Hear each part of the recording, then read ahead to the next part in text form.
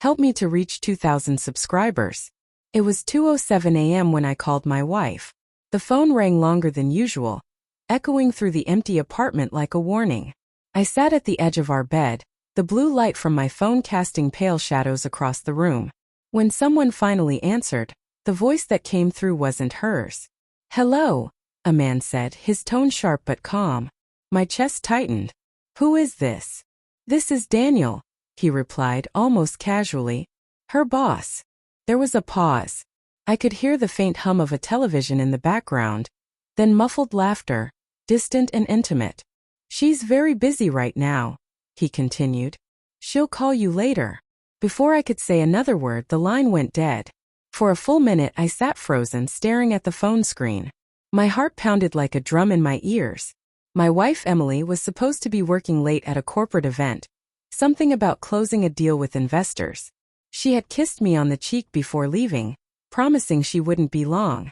That was 6 hours ago. The silence in the apartment felt heavier now. I could still smell her perfume faintly on the pillow beside me.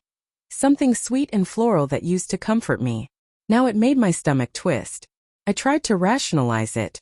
Maybe they were at the office late. Maybe she left her phone somewhere. Maybe he just picked it up.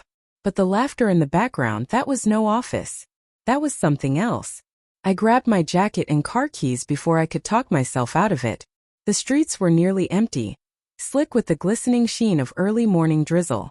Every red light felt like a punishment. Every green one a dare. My thoughts spiraled. Fragments of old conversations, little changes in her behavior. The new perfume she started wearing. The sudden late nights. The way she'd hide her phone when messages came in. I had noticed it all. I just hadn't wanted to believe it. When I pulled into the parking lot of her office building, the place was dark except for a single light glowing on the 4th floor. Her department. I took the elevator up, my hand trembling as I pressed the button. The metallic scent of the elevator mixed with my own sweat, thick and nauseating. The doors slid open. Down the hallway, her office door was slightly ajar. A sliver of warm light spilling into the corridor. I walked closer, my footsteps silent against the carpet. Through the crack I saw her.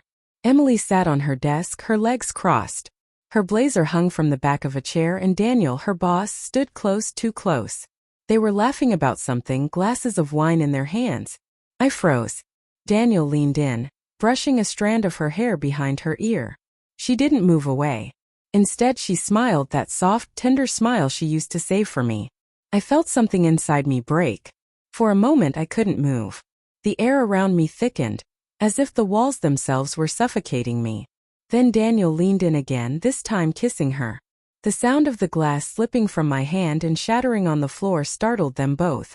Emily's head jerked toward the door, her face draining of color when she saw me. "Jake," she whispered, her voice trembling. I stood there, unable to speak, unable to breathe. Daniel stepped back quickly, adjusting his tie. "This isn't what it looks like," he said. The cliché of it made me laugh bitterly. "Really?" I managed to say. "Because it looks exactly like what it sounds like." Emily rushed toward me, her bare feet clicking softly on the floor. "Please, Jake, just let me explain." "It wasn't supposed to." "Wasn't supposed to what?" I snapped. "Wasn't supposed to happen tonight, or wasn't supposed to happen at all." Tears welled in her eyes. "It was a mistake. I was tired. We've been so distant lately and Don't," I said quietly. "Don't you dare make this about us." Daniel cleared his throat, stepping forward. "Maybe we should all calm down. Emily, why don't you?" I turned on him so fast he flinched. "You don't get to talk to me. You don't get to say her name." He looked away, shame flickering across his face. Emily's sobs filled the small office. "Jake, please. I didn't mean for you to find out like this." The word stung more than anything else. Not that she cheated, but that she wasn't sorry she did, only that I knew. I left before she could say another word. The drive home felt endless. My hands gripped the wheel so tight they ached. I replayed everything in my head, the way she laughed with him, the softness in her eyes. That wasn't a one-time mistake. That was comfort. Familiarity. Back home I sat in the dark living room. Her photos still lined the shelves, smiling faces of a life I thought was real. I stared at them until sunrise, numb and hollow. At 7 a.m. she came home. Her eyes were swollen, her voice raw. "I can explain," she said again. I didn't respond. I poured coffee for myself, the bitter scent filling the silence. "I never wanted to hurt you," she continued. "It just happened. Daniel understood me in ways you stopped trying to. You were always distant, always distracted." I looked at her, my voice low. "So that makes it okay?" "No," she said quickly. "It doesn't. I hate myself for it. But it wasn't just physical. It was emotional.